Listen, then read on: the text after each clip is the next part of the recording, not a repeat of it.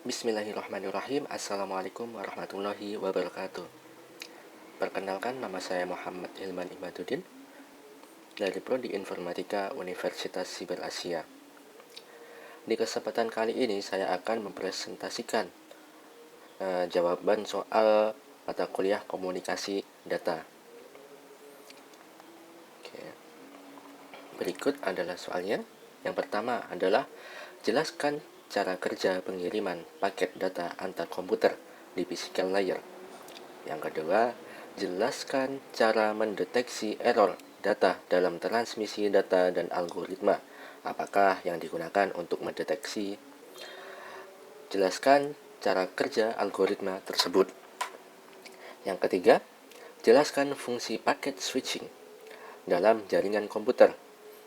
Berikan salah satu contoh hardware yang berperan dalam fungsi tersebut.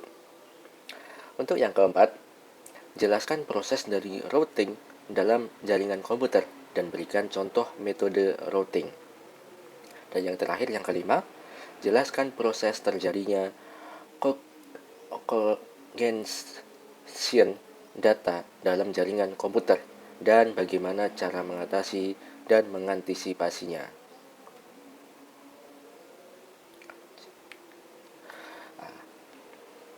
Untuk jawabannya ini di physical layer. Physical layer adalah lapisan terbawah dalam model OSI yang bertanggung jawab untuk mentransmisikan bit 0 dan 1 sebagai sinyal fisik antar perangkat. Fokusnya bukan hanya pada makna data, tapi bagaimana data dikirim secara fisik. Oke. Untuk mekanisme pengiriman paket data di physical layer, berikut ini adalah proses kerja dari awal hingga sampai ke komputer jaringan. Oke. Yang pertama ini konversi bit ke sinyal. Data diubah menjadi aliran bit. Contoh 01011010. Nah, itu kan. Bit-bit ini dikonversi jadi sinyal listrik, cahaya atau gelombang radio tergantung media transmisinya. Ini ada contohnya, ini kabel tembaga atau sinyal listrik, voltase tinggi atau rendah. Serat optik itu pulsa cahaya on off. Terus wireless, gelombang elektromagnetik itu frekuensi tertentu. Yang kedua nih, transmisi melalui media. Sinyal dikirim melalui media fisik, yaitu ada kabel, UTP atau STP, serat optik, terus udara, Wi-Fi atau Bluetooth. Physical layer tidak tahu siapa pengirim atau penerima, hanya mendorong sinyal secara terus-menerus. Lanjut. Yang ketiga, sinkronisasi dan clocking. Untuk menjamin akurasi, pengirim dan penerima harus sinkron waktu clock rate agar bit-bit diterjemahkan dengan benar. Contoh 1 bit per 1 mikrodetik. Penerima harus membaca tiap mikrodetik. Dan yang kelima, penerimaan dan decoding. Perangkat menangkap sinyal fisik dan mengubahnya jadi kembali ke bentuk bit. Bit diteruskan ke lapisan data link untuk interpretasi dan pengecekan error. Lanjut ke error detection dalam transmisi data. Ketika data dikirim antar komputer, bisa terjadi gangguan noise yang menyebabkan perubahan bit. Misalnya bit 1 jadi 0. Untuk menjamin keutuhan data, sistem jaringan memakai teknik deteksi error sebelum data diproses lebih lanjut. Nah, untuk algoritma deteksi error yang populer, ini berikut ini ada 3 algoritma utama untuk mendeteksi error. Lengkap dengan ini cara kerjanya. Yang pertama ini ada parity check. Cocok untuk data kecil dan sederhana. Untuk cara kerjanya, tambahkan 1 bit tambahan, parity bit. Even parity, jumlah bit 1 harus genap. Untuk odd parity, jumlah bit 1 harus ganjil. Di penerima, sistem menghitung ulang dan cek apakah jumlah sesuai. Contoh, data 101001, jumlah bitnya 1/3. Terus pakai event parity, tambah 1 jadi 101000011. Di penerima, cek jumlah bit 1 itu harus genap. Jika tidak, error terdeteksi. Nah, untuk yang kedua ini ada checksum. Umum dipakai dalam protokol jaringan TCP atau IP, TCP/IP. Cara kerjanya ini, data dibagi menjadi blok-blok kecil, misalnya 16 bit. Hitung jumlah semua blok, terus hasilnya disebut checksum. Kirim data dan checksum ke penerima. Penerima ulangi proses, terus bandingkan dengan checksum. Jika beda, maka datanya itu rusak. Oke. Yang ketiga nih ada cyclic redundancy check atau CRC. Nah, paling kuat dan kompleks, dipakai di internet, USB, dan penyimpanan digital. Untuk cara kerjanya, data dianggap sebagai deret biner yang dibagi dengan polinomial general, misal 1101. Lakukan pembagian biner. Terus ambil sisa hasil pembagian, reminder CRC, terus lampirkan ke data. Dan di penerima tuh lakukan pembagian ulang. Terus kalau sisa itu tidak nol, itu berarti ada error. Nah, terus lanjut di fungsi paket switching. Paket switching adalah metode pengiriman data dengan cara mencegah informasi jadi paket kecil yang dikirim secara independen melalui jaringan dan disusun ulang di penerima. Untuk tujuan utamanya, itu efisiensi bandwidth. Tiap paket bisa ambil rute terbaik, tidak harus lewat jalur tetap. Terus, reliabilitas. Jika satu paket data gagal, hanya sebagian kecil data yang perlu dikirim ulang. Terus, skalabilitas. Cocok untuk jaringan besar seperti internet. Untuk proses singkatnya, data besar terus dipotong jadi paket kecil, misalnya 1 KB per paket. Terus tiap paket diberi header, tujuan, urutan, checksum. Lalu paket dikirim lewat rute yang tersedia, dinamis. Lalu penerima kumpulkan dan susun ulang paket. Lalu jadi data asli. Oke. Untuk contoh hardware-nya, ini ada router nih. Untuk fungsi routernya menerima paket dari satu jaringan, terus analisis header, terus tentukan rute terbaik. Menerima tiap paket ke tujuan akhir atau ke router lain. Terus bisa menerapkan quality of service, routing tables, dan NAT. Oke. Lanjut ke routing dalam jaringan.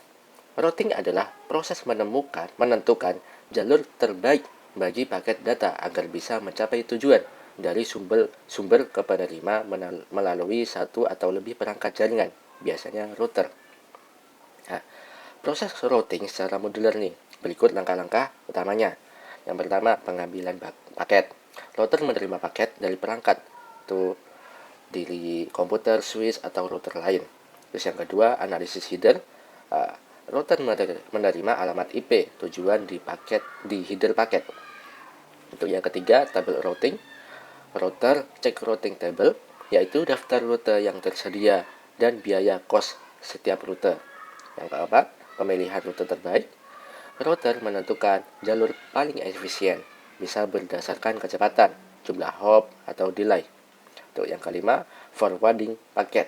Paket dikirim ke router berikutnya sampai ke tujuan akhir. Oke. Lanjut ke contoh metode routing.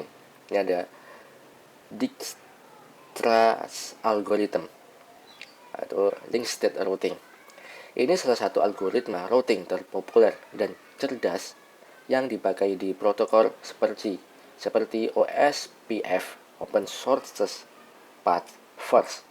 Nah, untuk cara kerjanya di Dijkstra, representasi jaringan menjadi graph, tuh simple router dan sisi jalur. Terus set titik awal sebagai node sumber, lalu hitung jalur dengan cost terkecil ke semua node lainnya, lalu tandai node dengan jarak minimum dan lanjutkan ke node berikutnya. Nah, ulangi sampai semua node diperiksa, lalu rute optimal didapat. Lanjut ke congestion data. Congestion atau kemacetan data dalam jaringan komputer terjadi ketika jumlah data yang masuk melebihi kapasitas penanganan perangkat jaringan, itu router, switch, server. Nah, sehingga terjadi penumpukan dan keterlambatan. Berikut proses terjadinya congestion. Berikut alur modularnya. Yang pertama, overload traffic. Banyak perangkat mengirim data secara bersamaan ke satu jalur, jadinya beban melonjak. Yang kedua, buffer penuh. Router atau switch punya buffer untuk menampung paket sementara. Bila penuh, data mulai ditolak atau dibuang. Paket drop nih. Yang ketiga, delay meningkat. Paket menunggu di antrian lebih lama. Itu menyebabkan delay dan jitter, ketidakstabilan waktu. Yang keempat, ada paket loss. Paket yang tidak bisa diproses dibuang. Itu menurunkan kualitas komunikasi, terutama pada video call atau VoIP. Dan yang kelima, retransmission. Itu pengirim mencoba kirim ulang paket, lalu tambah beban lalu lintas, itu dan juga memperparah kemacetan. Oke. Nah, di sini solusi teknis mengatasi congestion itu ada quality of service. Prioritaskan jenis traffic penting seperti VoIP, video conference. Yang kedua ada traffic shaping policing dan policing. Kontrol aliran data berdasarkan aplikasi atau pengguna agar tetap stabil. Selanjutnya TCP congestion control. Gunakan algoritma seperti TCP Reno, Kubik, atau BBR untuk mengatur laju kirim data. Yang keempat nih, buffer management, misal RND. Deteksi dini dan buang paket sebelum buffer penuh. Yang kelima, load balancing. Distribusi traffic ke beberapa jalur, server atau gateway untuk mengurangi beban pusat. Dan yang keenam, penerapan CDN, Content Delivery Network. Percepat akses konten statis dan kurangi tekanan ke server utama. Oke, lanjut ke strategi preventif dan antisipasinya. Desain jaringan dan scalable dan modular. Buat arsitektur yang bisa ditingkatkan sesuai pertumbuhan traffic. Yang kedua, monitoring traffic real time. Gunakan tools seperti Wireshark, Nagios, atau NetFlow untuk deteksi dini. Dan yang ketiga, simulasi dan testing jaringan. Uji performa dan prediksi kemacetan dengan simulator seperti GNS3 atau Packet Tracer. Yang keempat, optimasi backend dan database.